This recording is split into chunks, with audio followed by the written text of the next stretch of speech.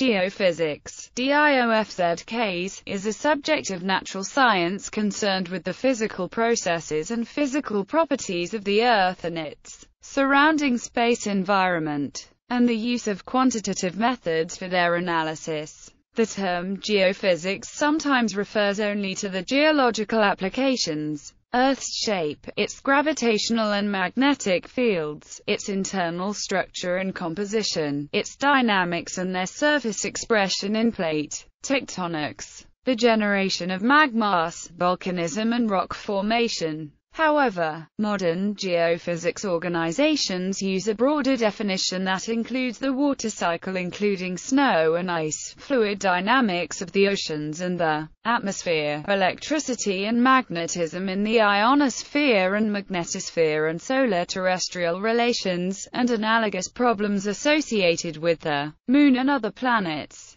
Although geophysics was only recognized as a separate discipline in the 19th century, its origins go back to ancient times. The first magnetic compasses were made from lodestones, while more modern magnetic compasses played an important role in the history of navigation. The first seismic instrument was built in 132 BC. Isaac Newton applied his theory of mechanics to the tides and the precession of the equinox, and instruments were developed to measure the Earth's shape, density and gravity field, as well as the components of the water cycle. In the 20th century, geophysical methods were developed for remote exploration of the solid Earth and the ocean, and geophysics played an essential role in the development of the theory of plate tectonics. Geophysics is applied to societal needs, such as mineral resources, mitigation of natural hazards and environmental protection. Geophysical survey data are used to analyze potential petroleum reservoirs and mineral deposits, locate groundwater, find archaeological relics,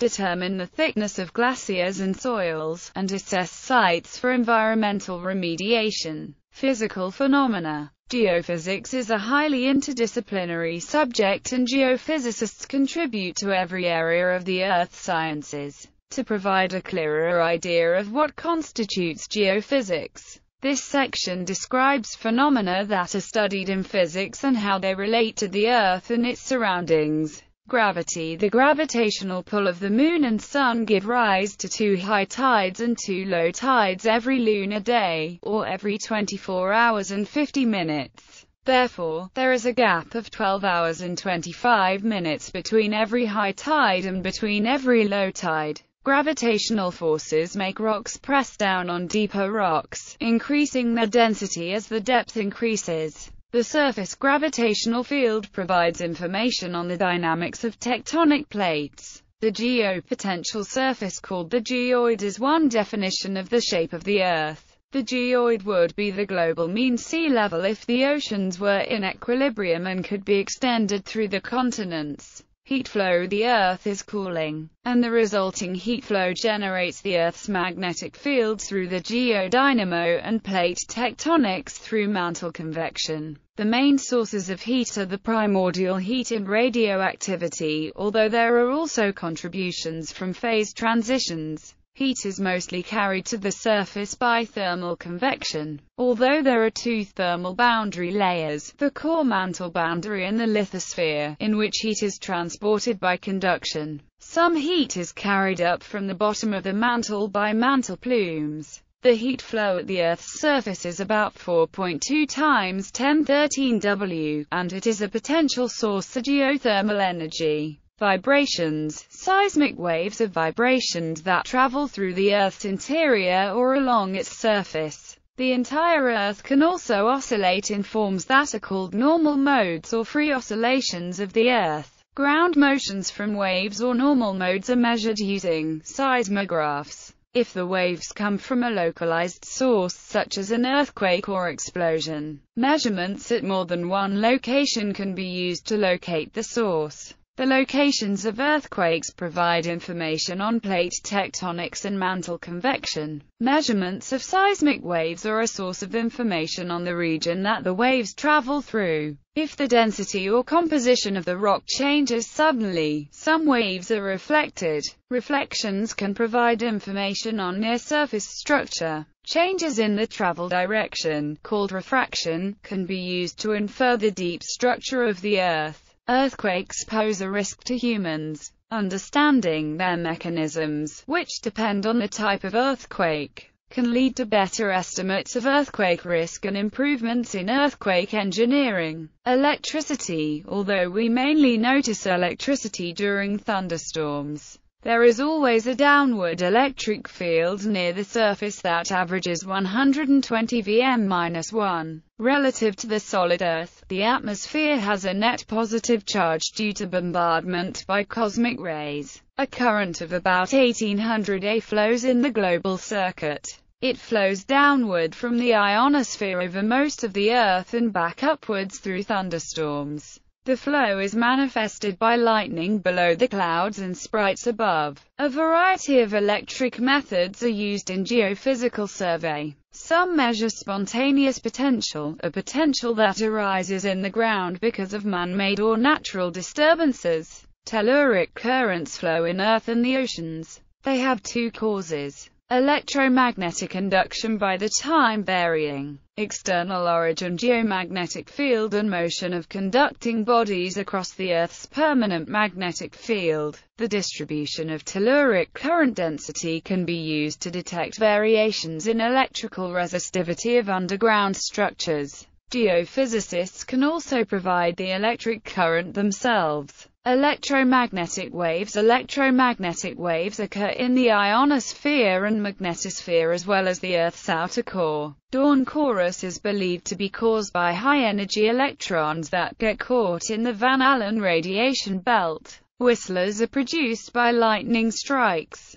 Hiss may be generated by both. Electromagnetic waves may also be generated by earthquakes. In the Earth's outer core, electric currents in the highly conductive liquid iron create magnetic fields by electromagnetic induction. Alphen waves are magnetohydrodynamic waves in the magnetosphere or the Earth's core. In the core, they probably have little observable effect on the geomagnetic field. But slower waves such as magnetic Rossby waves may be one source of geomagnetic secular variation. Electromagnetic methods that are used for geophysical survey include transient electromagnetics and magnetotellurics. Magnetism. The Earth's magnetic field protects the Earth from the deadly solar wind and has long been used for navigation. It originates in the fluid motions of the Earth's outer core. The magnetic field in the upper atmosphere gives rise to the auroras. The Earth's field is roughly like a tilted dipole, but it changes over time. Mostly the geomagnetic pole stays near the geographic pole, but at random intervals averaging 440,000 to a million years or so, the polarity of the Earth's field reverses.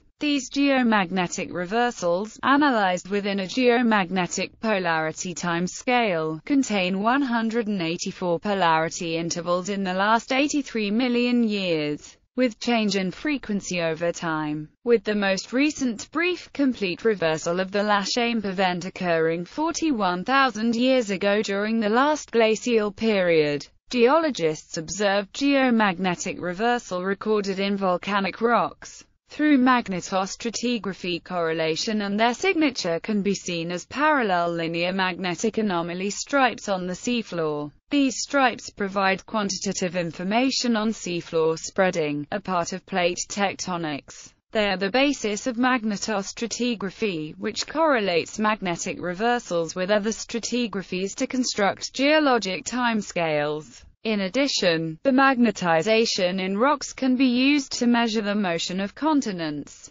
Radioactivity. Radioactive decay accounts for about 80% of the Earth's internal heat, powering the geodynamo and plate tectonics. The main heat-producing isotopes are potassium-40, uranium-238, uranium-235, and thorium-232. Radioactive elements are used for radiometric dating, the primary method for establishing an absolute timescale in geochronology. Unstable isotopes decay at predictable rates, and the decay rates of different isotopes cover several orders of magnitude. So radioactive decay can be used to accurately date both recent events and events in past geologic eras. Radiometric mapping using ground and airborne gamma spectrometry can be used to map the concentration and distribution of radioisotopes near the Earth's surface, which is useful for mapping lithology and alteration. Fluid dynamics. Fluid motions occur in the magnetosphere, atmosphere, ocean, mantle and core. Even the mantle, though it has an enormous viscosity, flows like a fluid over long time intervals. This flow is reflected in phenomena such as isostasy, post-glacial rebound and mantle plumes. The mantle flow drives plate tectonics and the flow in the Earth's core drives the geodynamo. Geophysical fluid dynamics is a primary tool in physical oceanography and meteorology. The rotation of the Earth has profound effects on the Earth's fluid dynamics, often due to the Coriolis effect. In the atmosphere it gives rise to large-scale patterns like Rossby waves and determines the basic circulation patterns of storms. In the ocean they drive large-scale circulation patterns as well as Kelvin waves and Ekman spirals at the ocean surface. In the Earth's core, the circulation of the molten iron is structured by Taylor columns. Waves and other phenomena in the magnetosphere can be modeled using magnetohydrodynamics. Mineral physics. The physical properties of minerals must be understood to infer the composition of the Earth's interior from seismology, the geothermal gradient and other sources of information. Mineral physicists study the elastic properties of minerals, their high-pressure phase diagrams, melting points and equations of state at high pressure, and the rheological properties of rocks, or their ability to flow. Deformation of rocks by creep make flow possible, although over short times the rocks are brittle. The viscosity of rocks is affected by temperature and pressure, and in turn determines the rates at which tectonic plates move. Water is a very complex substance and its unique properties are essential for life. Its physical properties shape the hydrosphere and are an essential part of the water cycle and climate. Its thermodynamic properties determine evaporation and the thermal gradient in the atmosphere. The many types of precipitation involve a complex mixture of processes such as coalescence, supercooling and supersaturation. Some precipitated water becomes groundwater, and groundwater flow includes phenomena such as percolation, while the conductivity of water makes electrical and electromagnetic methods useful for tracking groundwater flow. Physical properties of water such as salinity have a large effect on its motion in the oceans. The many phases of ice form the cryosphere and come in forms like ice sheets, glaciers, sea ice, freshwater ice, snow, and frozen ground. Regions of the Earth. Size and form of the Earth. The Earth is roughly spherical, but it bulges towards the equator, so it is roughly in the shape of an ellipsoid. This bulge is due to its rotation and is nearly consistent with an Earth in hydrostatic equilibrium. The detailed shape of the Earth, however, is also affected by the distribution of continents and ocean basins, and to some extent by the dynamics of the plates. Structure of the interior. Evidence from seismology, heat flow at the surface, and mineral physics is combined with the Earth's mass in moment of inertia to infer models of the Earth's interior, its composition, density, temperature, pressure. For example, the Earth's mean specific gravity is far higher than the typical specific gravity of rocks at the surface, implying that the deeper material is denser. This is also implied by its low moment of inertia. However, some of the density increase is compression under the enormous pressures inside the Earth. The effect of pressure can be calculated using the Adams-Williamson equation. The conclusion is that pressure alone cannot account for the increase in density. Instead, we know that the Earth's core is composed of an alloy of iron and other minerals. Reconstructions of seismic waves in the deep interior of the Earth show that there are no S waves in the outer core. This indicates that the outer core is liquid, because liquids cannot support shear. The outer core is liquid, and the motion of this highly conductive fluid generates the Earth's field. The inner core, however, is solid because of the enormous pressure. Reconstruction of seismic reflections in the deep interior indicates some major discontinuities in seismic velocities that demarcate the major zones of the Earth: inner core, outer core, mantle, lithosphere and crust. The mantle itself is divided into the upper mantle, transition zone, lower mantle and D layer. Between the crust and the mantle is the Mohorovičić discontinuity.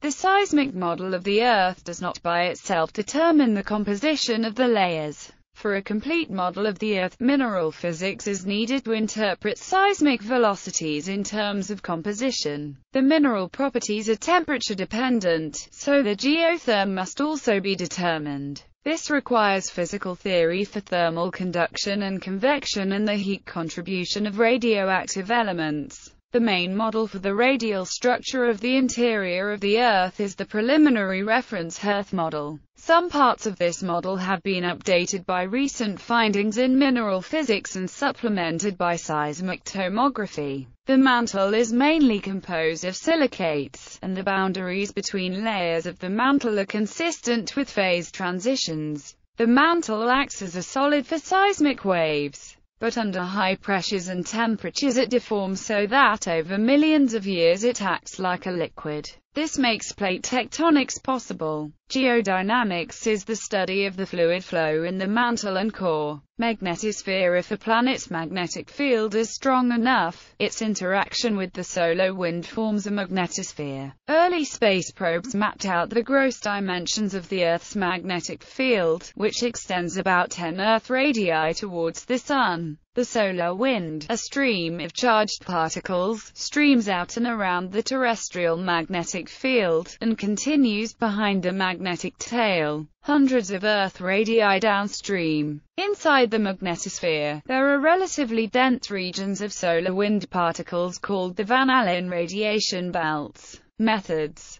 geodesy. Geophysical measurements are generally at a particular time and place. Accurate measurements of position, along with Earth deformation and gravity, are the province of geodesy. While geodesy and geophysics are separate fields, the two are so closely connected that many scientific organizations such as the American Geophysical Union, the Canadian Geophysical Union and the International Union of Geodesy and Geophysics encompass both. Absolute positions are most frequently determined using the Global Positioning System. A three-dimensional position is calculated using messages from 4 or more visible satellites and referred to the 1980 Geodetic Reference System. An alternative, optical astronomy, combines astronomical coordinates and the local gravity vector to get geodetic coordinates. This method only provides the position in 2 coordinates and is more difficult to use than GPS. However, it is useful for measuring motions of the Earth such as nutation and Chandler wobble. Relative positions of 2 or more points can be determined using very long baseline interferometry.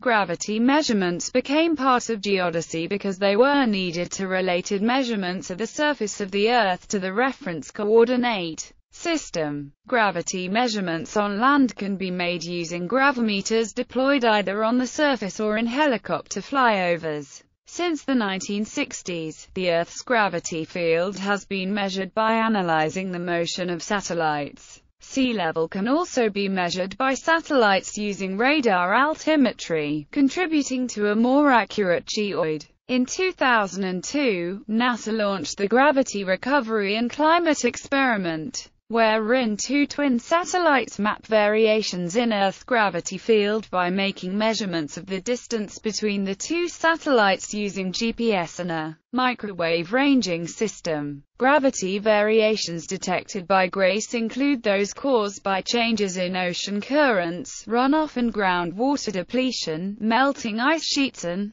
glaciers. Space probes made it possible to collect data from not only the visible light region, but in other areas of the electromagnetic spectrum. The planets can be characterized by their force fields, gravity and the magnetic fields, which are studied through geophysics and space physics, measuring the changes in acceleration experienced by spacecraft as they orbit has allowed fine details of the gravity fields of the planets to be mapped. For example, in the 1970s, the gravity field disturbances above Luna Maria were measured through lunar orbiters, which led to the discovery of concentrations of mascons beneath the Imbrium, Serenitatis, Crisium, Nectaris and Humorum basins.